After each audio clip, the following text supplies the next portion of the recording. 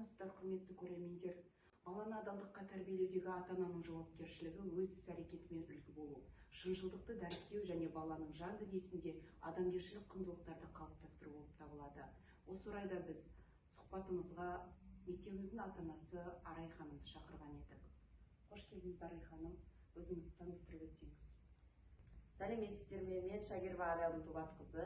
Ақселеу Сейдімбек атындағы жалпы білім беретін мектептің педагог-психолог болып қызмет атқарамын.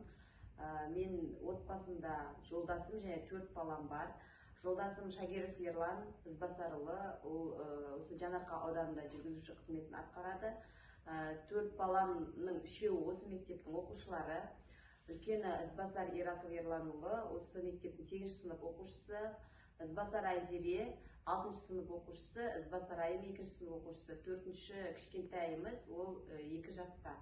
Мен отбасылық жағдайым осындай. Рахмет сұрағыңызға.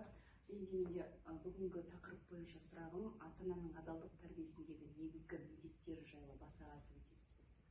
Ата-ананың бала тәрбиесіндегі негізгі міндеті басты жауапкершілік. Себебі ата-ананың өзінде жауапкершілік қадағалау болатын болса, бала да сондай жауапкершілікпен үнемі бақылауда, жақсы тәртіпте, тәрбиеде өседі деп ойлаймын. Жеке үлгісі ретінде ата-ана баланың алдында.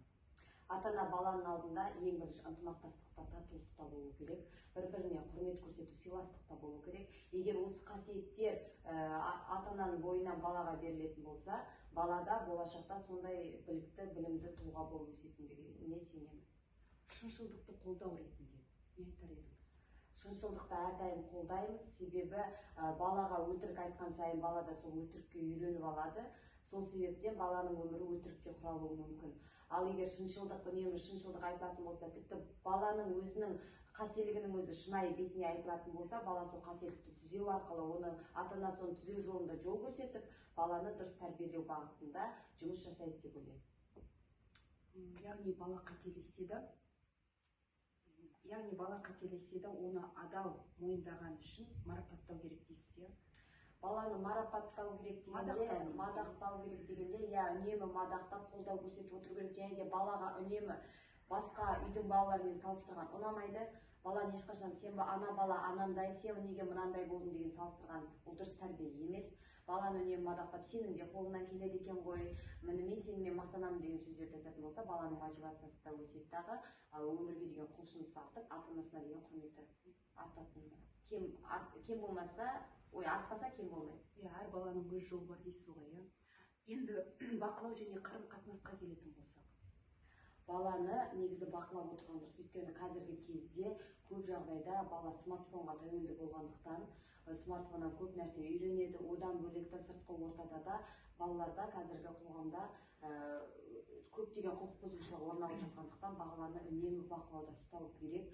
Бұны тіпті баланы тырп еткізбей дегеннен емес, баланы үнемі бақылатындығын бала сезіп жүру керек. Себебі өз бақылауда жүрген білген бала ондай қатты бұзақылыққа көп бара қоймайды. Және де тәртіптілік болады. Бұл тәртіптілік және де мәдениеттілік солай қалыптасады баланың бойында.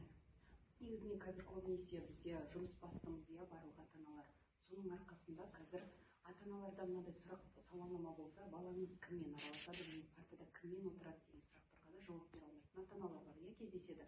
Сондықтан да бұл баламен ашық әңгімелесу керек деп айтуымыз керек қой. Баламен сырлас болуды өзі айтады ғой, баланы 5 жасына дейін әлпеште, 10 жасына дейін үйрет, сырлас, ал 13 жасынан бастап құрбы бол дейді ғой.